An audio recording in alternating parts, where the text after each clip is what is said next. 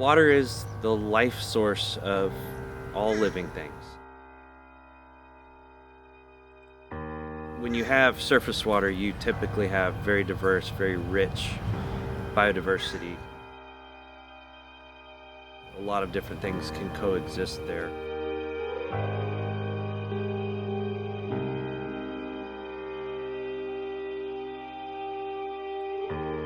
My name is Eric Flagg. I'm a documentary filmmaker, mostly focusing on environmental issues. I had a career before being a filmmaker as an environmental consultant, mainly doing water quality investigations around the country and really looking at big ecosystem health concerns, mostly with Florida.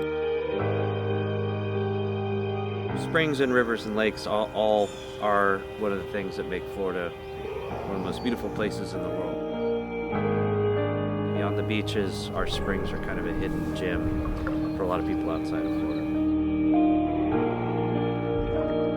It really is important to protect our springs, not only for the ecosystem itself, but also for the water quality. This water coming out of the springs is the same water we're drinking in Florida. Our water supply for municipal use for drinking comes out of the aquifer. When a spring comes out, that is the cause of a lot of pressure from limestone and several layers of geologic strata, kind of pushing down on a volume of water, and it pushes it up through cracks. There might be a crack in the limestone. What you're seeing come out of a spring is also just like blood in your veins. If you were to do a blood test, you could say, okay, well, your iron is low and this is good and this is bad.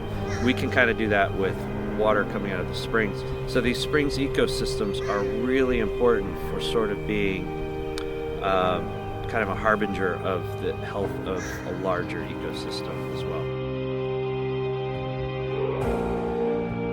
Our springs are in trouble. They're dying.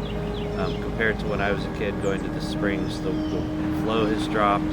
Biodiversity isn't there like it used to be, and the threats unfortunately do come from agriculture. Agriculture is important. It's economically important, but also food is important.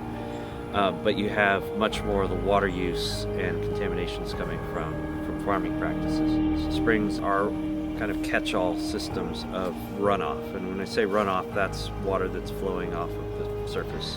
It's picking up any contaminants that are present from just human activity. Putting fertilizer, which is mostly nitrogen and phosphorus, those are limiting nutrients in nature. An ecosystem only has however much nitrogen and phosphorus in an ecosystem that it can use. But when you're putting tons of it on the ground for fertilizer for crops or for lawns, there's an abundance of it. So that type of pollution causes algae growth, and algae is terrible for freshwater ecosystems. Just like I said, it chokes the waterway more or less.